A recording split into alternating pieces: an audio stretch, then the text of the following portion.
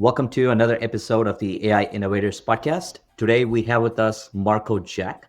Marko is joining us from Austin, Texas, and is the founder of Secta Labs. Now, if you don't know about Secta Labs, you probably have seen one of their products, one of their profile pictures generated with AI on LinkedIn or on Twitter. So yeah, Marko, welcome to the podcast.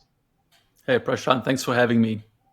So first things first, Secta Labs, I've given a little introduction, and I think by now, anyone who's been on LinkedIn in the last year has seen one of the AI profile pictures pop up. And it's true because I have seen the first time I came across Secta Labs was when I think it was one of your posts that popped across my feed. And I went in and I tried some AI pictures of myself and I was really happy with it. But then what was interesting was over the next few months, I kept seeing AI images, profile pictures generated with Secta Labs pop up all over my feed. It seems like Secta is everywhere and everyone's using it. What's been the journey of what made you actually start Secta Labs? Yeah, we've been extremely, I would say, blessed in a way to have people kind of sharing online all the time. We actually started in a funny way with the AI, the avatars. I don't know, just for the background of anyone who's actually listening in about 2022, there was the whole AI art explosion and people were generating images with AI art. That was finally beginning to look good. And at the end of that year, there was a open source way of actually fine tuning an image model for a specific kind of task. So let's say if you want a picture of a backpack or a product or an actual person and you want to put them into the image model, that came out then. And my co-founder and I, at that point in time, we weren't co-founders. We were just basically talking about what are we going to build and do you have any kind of ideas. And at the end of December in 2022, we said, let's build like a WhatsApp bot that you could just basically generate funny images of yourself. We shipped that in like 7 days. So we built the entire bot, the entire pipeline, everything. It was like a weekend kind of hack and nobody was interested in it. The first version was a WhatsApp bot.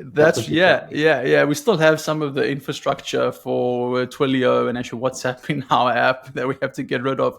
But the first version was not of professional pictures. It was fun pictures of yourself. So if you've ever seen these images online where you see yourself as a Van Gogh painting or a kind of superhero, and we just said, let's see if we can get some people to try it out, and we iterate.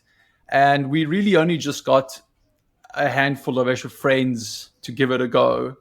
And the idea of Secta Labs came out of that, of putting something out in the world and just seeing what happens. And what actually happened is I gave it to my wife and I did her images. And she was just like, what is this guy doing with his life? That was her. I was like, what do I do with this? That was her thing. Like, she's very like practical in that way. And one day she was out somewhere and she just actually pinged me and she said, can't you make me an image for my kind of LinkedIn profile? And that's when the spark is like, well, that sounds like a actual problem I'm going to solve versus these other ones that are just basically fun. And at that point in time, the tech was not really there to make a professional looking image. It was still very bad. But so you had to have like a leap of faith that it would get better, you could get there. And so in actually like January of 2023, or like right at the beginning of Jan, I just basically went onto a bunch of Slack channels that I was on, just different like online the communities. And I told people, hey, I can give you professional pictures with AI. Who wants to try it out? I actually didn't get that many people take it at the beginning because they weren't sure that I was telling like the truth. It just sounded too unreal at the time. And I got about 10 or 15 people just to actually buy it. I charged like $10 at the time just so that they would actually pay something. I didn't want people to try it who weren't interested in it. And then they got the images back and some of them were good. And they're like, wow. And we had one person actually share it. I think it was the 15th of January, 2023. He said, can I post this on, online? Can I post it on actually LinkedIn? Because I don't think anyone knows that you can do this, right? I think like you're like the first in the world. And I said, yeah, sure, go ahead. And he posted on LinkedIn and we just had an influx of people. We had no app. We had a form, a kind of tally form that you could upload your pictures into the form. And we didn't have anything else. We just had the ML sort of backend. And the form blew up and made like $5,000 in a day. Wow. And I had to turn off the form because we couldn't execute on all the orders that were coming in. And we really knew it was going to be great when I turned off the form and I put like a waiting list. I said, sorry, we just can't handle the capacity now. And then when I turned off the waiting list after like 5 days or so, people were still sharing the link to the actual waiting list. So I still had to go back to the waiting list form for like 2 or 3 weeks after that and contact the people who joined it, even though you couldn't access the form only if you shared it with someone else. So that's when we knew, okay, come, let's go. And I think we just built the plane as we kind of went, built the website, we built everything as the sales were coming in. That's a beautiful bootstrapping story. And we always hear the serendipitous nature of stumbling upon your big product idea. And in your case, it was just your wife calling you and asking for a LinkedIn picture, right? Yeah. I think a lot more people need to just pitch whatever they built to family and friends and just hope that someone comes up with a serendipitous use case. And what I also really like there is the complete bootstrap nature of just building the audience from the ground up. I work in marketing, and I think today, with the democratization of AI, building your audience is super important than building a product. You've done that, whether by intention, whether by design, or whether by chance, combination of all of those. I think Secta has done that really well. One of the things that I've noticed is Secta Labs has a lot of fans for the product who actually genuinely share. And I also noticed that there are a lot of influencers or people who work with Secta Labs. Is that the case? I think what we did well is, and this comes from building other companies. So this is actually my, what's the third startup? What's the first one? I had a corporate buyout. So I got the acquisition. The second company didn't actually work out. And so I sort of had a good feel for where I should be going. And I think when you build so many products and some products fail, you kind of start to get a sense of like, what is a signal and what isn't, because there's a lot of noise and you aren't sure, And I think especially when you're starting off and you're building your first company, there's a tendency, and I see this with basically first time kind of founders, is they're scared to ask to get paid, or they're kind of actually looking for optimism. Someone says, yeah, that's a cool idea, but you really want to push the envelope every time and say, well, then buy it. Give me your money. If it's a cool idea and you want it. And that's really the ultimate kind of test is, are people going to be paying for it?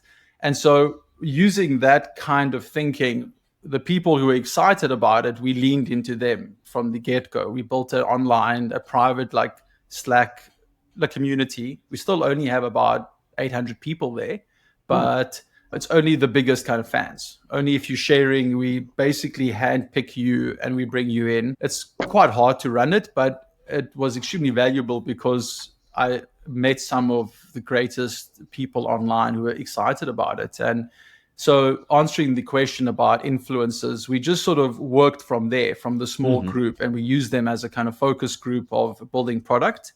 But at the same time, we asked them, do you know anyone who you follow online? So every single customer I speak with, I always ask them, is there anyone online that you follow for inspiration or for guidance on a particular topic? And then I would actually reach out to those people. So one of our biggest days actually was in 2023, where we did a promotion. It was just, this guy was also like, I'm not sure, what is this? He just posted a picture of himself online, Adam Karpiak, and he has like 500,000 followers. And I think we did something like $100,000 in like 5 hours. So we've definitely had spikes. We still get, spikes. They're not as kind of big because the space tends to actually normalize. So when people share at the beginning, there's a lot more sharing happening because it's something actually novel. Something like when Uber came out, people were actually sharing it all the time because now you can book a cab on your phone. And now it's sort of known to some extent that you can do this. And so there's that kind of sharing goes down, but you can always increase like the sharing of people who are like the true believers. I think I remember Adam Karpiak's post as well. Oh, do you? Yeah. There are two people that I remember. Adam Karpiak, I think he does resumes. And that's right. Yeah. I remember. And that's how I actually came He's across a great Secta guy. Labs. I can't remember if that's what made me a customer.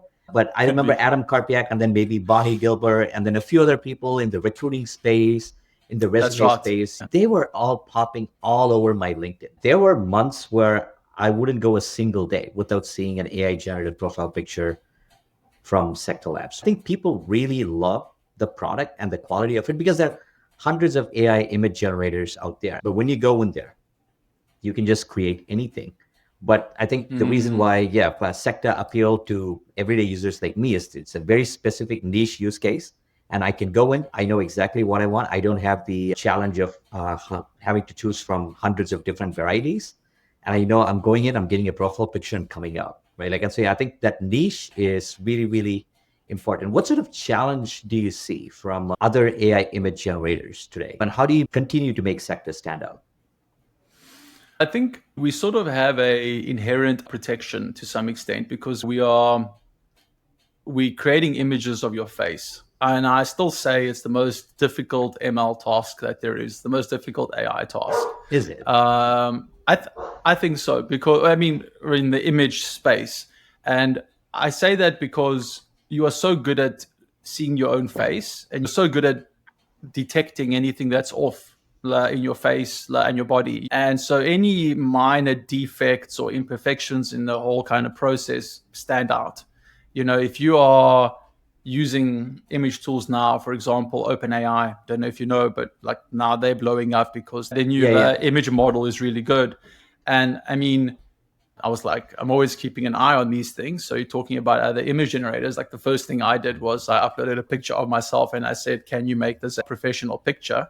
And it looked really bad. I ended up looking like a cartoon character. And that's in our space, which is the image generation of your face and your body. That's a very hard problem to solve. There's big labs like Tencent, I think it's Tencent, ByteDance, the TikTok parent company, right? They're all actually working on what we call the one-shot image space, which is like, can I recreate an image of you from a single image?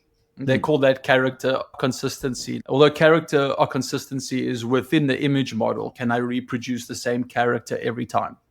And so we see ourselves as dealing with a very difficult problem, which is that because there's like ethnicity problems with that, with the image models, there's bias. And then there's the uploaded images that affect the outputs. Uploaded images are a big part of the outputs for us. And that's a hard problem to solve.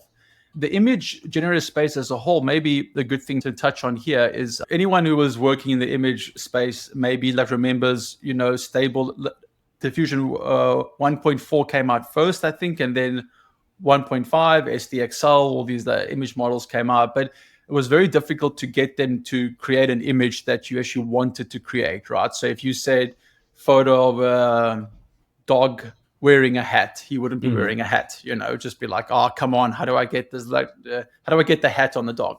And so, I think 2023, you started to see a lot of startups that were trying to use different tech to control the image. So we call that like prompt alignment, right? How similar is the image to what you're asking it to do? Because it's ultimately there's a prompt in every image, similar to text, right? You're putting in text, photo of a person, photo of a dog.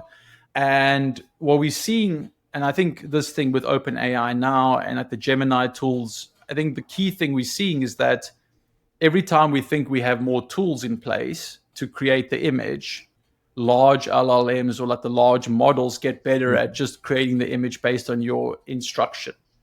And that's pretty interesting. I think there's a bunch of startups that have died because of that, because they think, well, it's always going to need some kind of workflow where I choose which part of the image to edit and I actually mask it on and I blend it in. And so that's the interesting part about the image space is, I guess anything in AI, you can actually wake up tomorrow and you don't have a company anymore. Yeah, that's what makes it exciting and also downright scary. Right? I remember when Stable Diffusion came out because some of SoundCloud's first initial customers were AI image generation companies, and that's exactly because, our GPUs, the RTX GPUs that we have, are very good excellent for image for that. generation. We've got thousands of them. And over time, right, there are always the standard image generation companies that are our customers that have persisted for a year or two. And then we would always see companies come in and go out as well, which is because the growth is so up and down in this space. And so the real moat is actually, I think, in the brand, in the branding, and in the community that you built. And I think that's where someone like Secta, yeah, I think you guys are really well positioned because you've got the community, you've got the brand, and you've got a product that's well loved. I mean, and we've continued to like invest in the product, in like the underlying tech too. I mean, our thing is like every single month we do something to improve like the quality of the pictures. Sometimes it's like one step forward and two steps like back. We'll do a brand new technique. We think it's great. And then we test it with some customers. We're like, wow, these images that have come out aren't so good. And we like apologize to them and send them like a brand new gallery. But just briefly what you mentioned about kind of Salad Cloud, like having, thousands of kind of GPUs, that's still going to be needed. Anyone who's doing stuff in the AI space, I think what you're going to find is that as soon as you start to solve a real problem, you're going to need to deploy some kind of workflow, some kind of task in the cloud. And being able to do that like, on demand with like the Salad, that's excellent. You can play around with the frontier models, but it's so, I don't know what the right term is, it's so like clouded, obscure. What are they doing with the, you're going to get what they actually give you and you're not their customer. You're just paying for the call.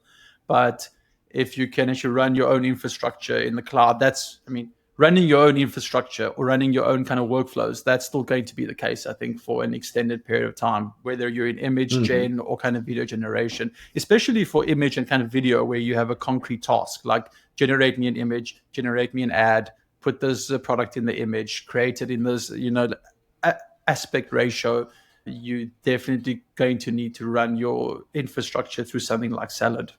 I think we're in a very good space in that case, especially because most of our customers, like you mentioned, are AI image tools, AI video, all of the heavy duty work. We have some LLM customers running, but I think the RTX GPUs especially are really, really good for the image and video space. And turns out that we have thousands of them that we've sourced in an innovative way. And so that's been helping us. Now, in terms of the models itself that Secta does, right? How are the models powering Secta different from what's out there in the market? Obviously, you don't need to give any technical details that are proprietary, but are there any techniques that you have done that have made sure that you are getting much more consistent, not just consistent images, but images that people are actually looking for? Because I think that's one of the biggest disconnects in AI image generation is what you prompt and what you actually get is often completely different. Two things on that I think that set us apart is, so the first thing is not so much is on the image inference side where you're creating the image, but on the preparation of the data set. We do a lot in the background when you upload the images of yourself. So we analyze them. A lot of the other competitors we have, they just, you have to follow the instructions on the upload page, upload your images, don't upload this, do upload this. And the average person doesn't know what makes a good image for like a fine-tuning task. And so we've invested a lot in that. We call it our kind of darkroom project. Like, in our photography, you had like a darkroom where you prepare pictures. A lot of our internal kind of names have something to do with our photography. And so we do a lot. We use AI there quite a bit. So for example, when you upload a group photo, if you upload a photo of you and actually someone else, we outpaint that person. We take them out of the picture so that we don't have any other people in the picture when we actually train on your model. That can be like a problem when you have two people and it's the same two people every time because you take photos with you and your partner. And so all your photos contain that.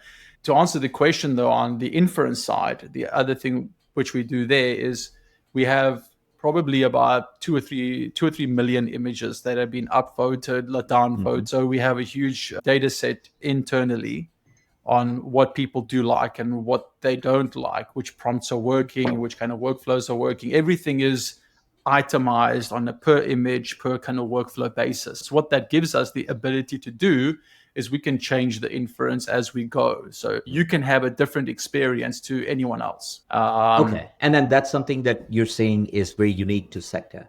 Oh, yeah. I mean, in all the other image things, it's like these are our default kind of settings, how we generate the image, right? This is the model, this is the kind of sampler, these are the steps, these are the control nets or the kind of LoRa's or the things that we use. For anyone who's actually listening, I guess like the LoRa is a mini kind of model that you apply on top of the model that you can do for things like set a specific style of an image. The control nets are the things that came out in 2023. They're still actually used quite a bit. I'm sure you might be familiar with them. Yeah. But our control nets enable you to change certain parts of the image in like a certain way. So we do use that still quite a bit. So for example, for like what's in a pose, how do we pose you in the image? We have hundreds of random pose control nets to control where your pose is going to be. But I think the thing that sets us apart is we on the fly, we change the inference, the parameters for every single person. Got it. Yeah, I remember control nets and LoRa's and all of those. Because our first solutions consultant that came on board to Salad actually had his own AI image generator. A lot of our initial conversations, initial marketing that we did was around control nets and LoRa's. One of the things that you mentioned there in terms of bias, right? Like, for example, when Dream Booth came out, one of the biggest challenges, at least in the image generation space before, getting personalized images was bias.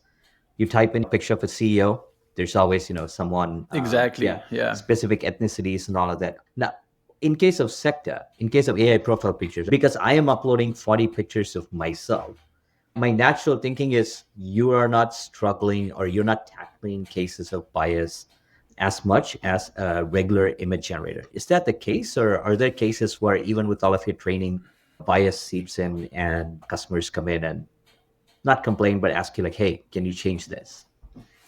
Definitely when we started off, it was a big deal. There was a story where we actually had like a LinkedIn post that went on, and it wasn't a good one. It was like, I tried this tool, and it was a person of color who had pictures of herself, and she got some pictures back where she was wearing an afro, where we changed the hair to an extent where she felt uncomfortable with those pictures. And when I saw that, this was within like the first month or so, I sort of dived straight into that. We spent a good 3 to 4 months just on the whole question of bias and how do we handle that. It's not as much of a problem now. We've built so many improvements into the process. The image models have gotten better. The control nets have gotten better. Everything's just gotten better. OpenAI has a brand new tool. Open source will actually catch up to that. And not even in like 6 months. In like a month, you'll start to see stuff coming out that can do like the same kind of thing. I think there are like already things out there. So we actually leverage everything we can in the open source to improve the outputs. Bias is also, maybe just to emphasize something, like if you have an image model that's not trained on enough people of color or Asian people, it will struggle to generate images of an Asian person with their uploads.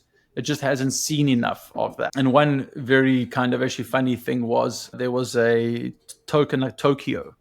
So you can never use that word in the older image models. You can't say photo of a person, a Tokyo kind of background. As soon as you put Tokyo background, the person, no matter what their ethnicity is, they would look a little bit more kind of Asian.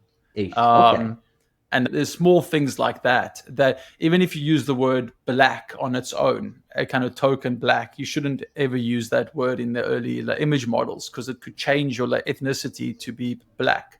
And so there is definitely a bias issue. There will always be, but it just decreases over time because the image models get more capable. As a CEO, it must be really hard when you have millions of people using your tool to actually create a representation of themselves. It's very dear to their hearts. It's a huge testament to the work that your team has done in the background, that cases like this, public posts like this, are few and far between. And when they actually do come up, you immediately jumped in and went in and trained all of them. So yeah, huge kudos to you and the team for continuing to improve on that. One other interesting one, if you want to hear it quickly, is that we had some Indian people who uploaded their pictures. And if you attend, let's say, a traditional Indian kind of wedding, you may get dressed up in traditional wear, right? And I think some of the females would upload photos of themselves attending a traditional wedding, and you have to forgive me, I forget the term for like the red dot that you can, the bindi, the bindi, yes, that's it. And that was also one that came up. So there was like a lady who contacted me personally and said, why do I have some of my images, not all of them, but some of them have a bindi? That's really unacceptable. And as you say, if you get an image that makes you feel bad about yourself or not how you want to be seen. It's quite like an offensive thing. It's not, well, my dog isn't wearing a hat in this generated image. Oh, well, I'll just do it. Like, again, it can like offend you, which is a very different problem that we have. And of course, when I went into her order, her uploads, there were some uploads where she had the bindi. But of course, she was just trying to supply images. She didn't do anything wrong. She was just giving me images so that we could deliver the actual service. And that's an example of, let's say, like data set bias that the user inadvertently introduces that can affect the outcome. So you have to manage all of these things. The same thing happens with what's in head coverings, which is also like a big deal. If you're wearing a burqa, that's how you want to be seen. And we have to respect that. We have to show you images where we meet like the modesty requirement that you have. And that one, surprisingly, we've been good at. But, these are all little like edge cases that you have to look at, and you have to treat them actually seriously, even if it's a smaller amount of people, because it means so much to them.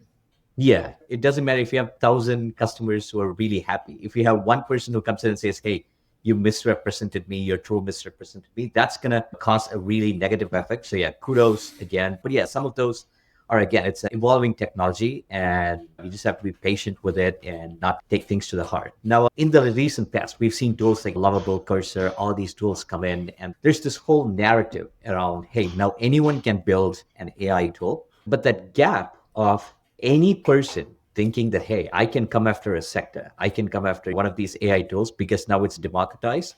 Yeah. Do you ever see challenges from that, where the democratization of AI has made newer competitors pop up much faster? I would say that anyone in the AI space, or really pretty much anything you launch now that has a market, you're going to just see competitors flying up and everything. I mean, the mobile app space is notorious as well, even if it's just got a little bit of AI, or because people can now, as you said, Cursor and Lovable, Bolt, all of these different tools that you can just apparently build an app.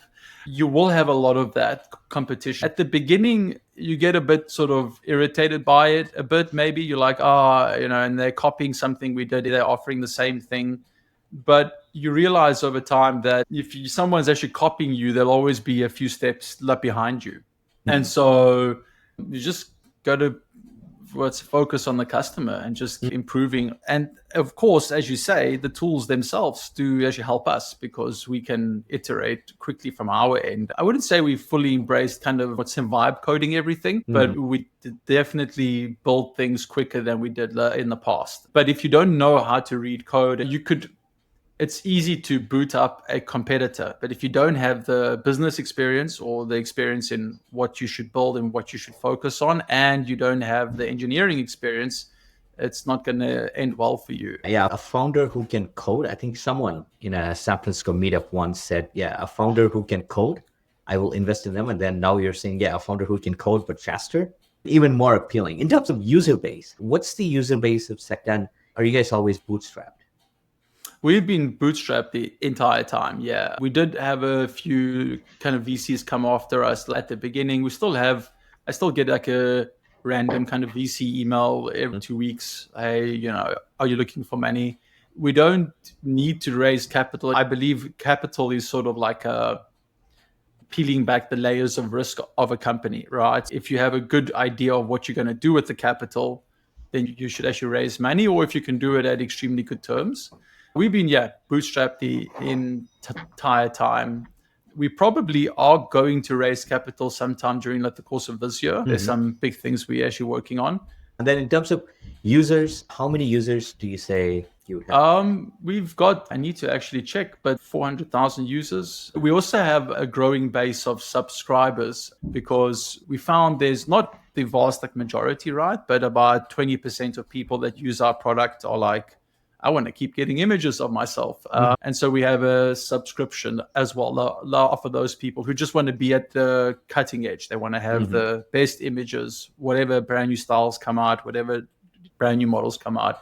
But the majority of our people, I would say, I just want to get, 20, 30, 40, 50, whatever it is, great pictures of myself that I can use where I actually need it. And I'm pretty much done. So how do you future-proof, right? Like a business like Secta, for example, Yeah, today you've got a phenomenal community, you've got a phenomenal product, but 5 years down the line, right? What's the plan? Are you looking to expand outside of AI image generation? Looking from the outside, photography has been around for years. I'm from India and we have hundreds of photo studios where people, it's almost an annual pilgrimage or every 6 months, right? Like people go and get their headshots done, get their family portraits done. And so I feel like, yeah, hey, AI headshots, it will be something that people often come back to every 6 months or every 12 months. But are there other areas outside of profile pictures that you're looking at? I think we see our role currently as creating a photo that doesn't exist, right? Because there's no professional photo of you on like a city street in Times Square. But the second part of our photography that is sort of very interesting for us is how do we enhance an existing kind of memory. So if you have a photo at like a wedding, it's an existing memory and it is a memory and you want to capture it.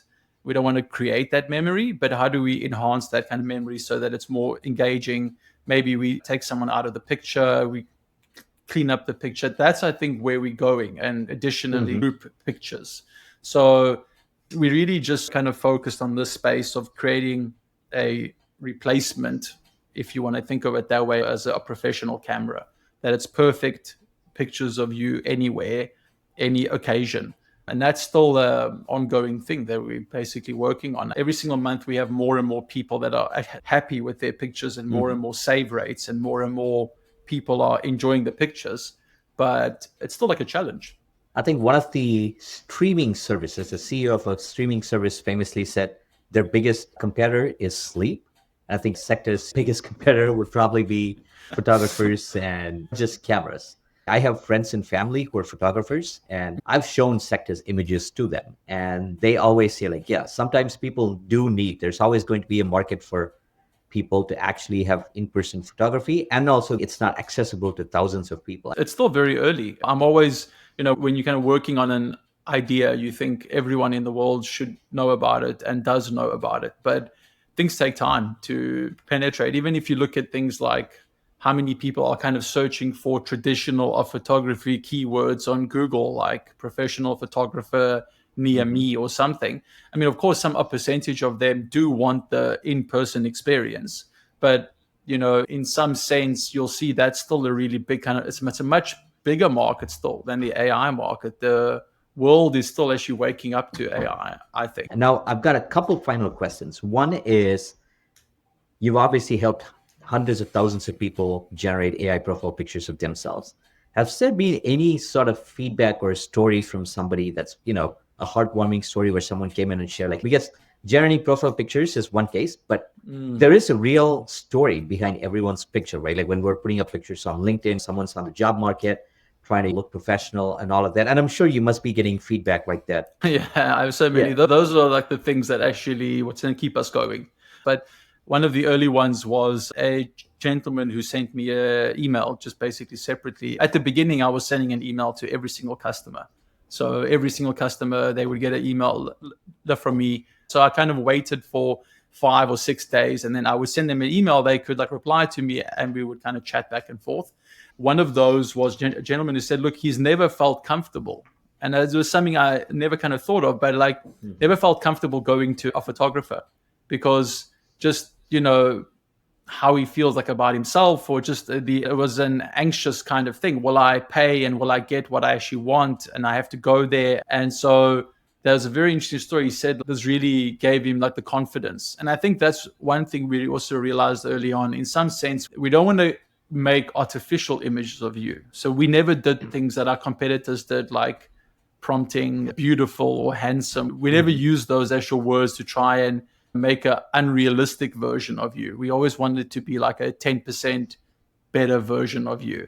And so there's these repeated stories about this gave me the confidence. It gave me confidence to like apply for jobs. It gave me confidence to network online.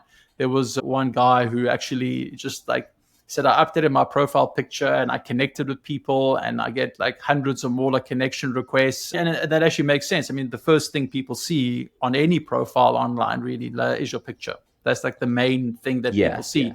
And then one other story, there was a black lady early on and she actually contacted me as well. She said like, the pictures actually made me cry. Like, I feel good about myself, and they were beautiful things. I shared that post. I think the team was tired of hearing that, because I'd like post it every time I would go back to read it, and I posted, and it's like, this is what we're doing. It's an emotional experience.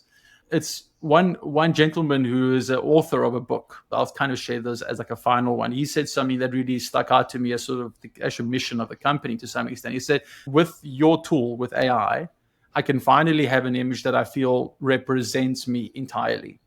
It shows off the experience I want to communicate. It shows me as I want to be seen. And so that's really like the fundamental core of what we're doing, right? We want to enable you to put yourself out there in the way that you want to be seen.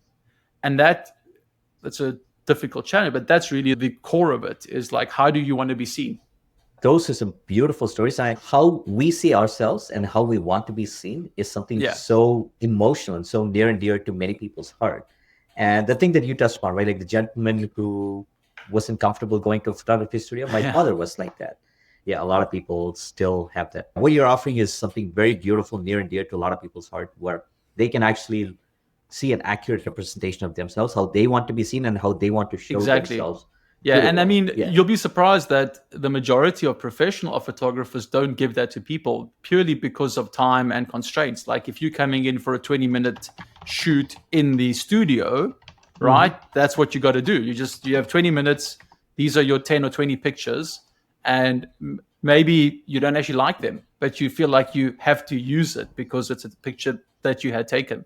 Here, you can choose the one that you want to use from hundreds of pictures. It's a beautiful thing. And I've been a customer since the early days. And I think it's time for me to go and update my LinkedIn profile picture with something from Secta. We should get you a kind of salad cloud kind of themed one as well. We just did our own one. 2 years. It took us 2 years to create our own on-brand one. I would actually love that. If I can go in and pitch to every employee that we have at Salad and say, hey, go and upload your pictures. This is the prop. This is the branding style.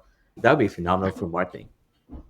Yeah, we do that as well for some of like the big brands. We build out custom styles for that brand in order to give the exact kind of feel that they want to give as a company. And I think that's great for a company from a marketing perspective, because it helps everyone put forward the same kind of branding, and it's very remembering. Well, Marko, thank you so much for joining us on the AI Innovators Podcast. It has been an absolute pleasure talking to you and learning more about Secta Labs. And you've got hundreds of thousands of fans, self-included. And thanks for being on the podcast. Yeah, Prashant, thanks for having me.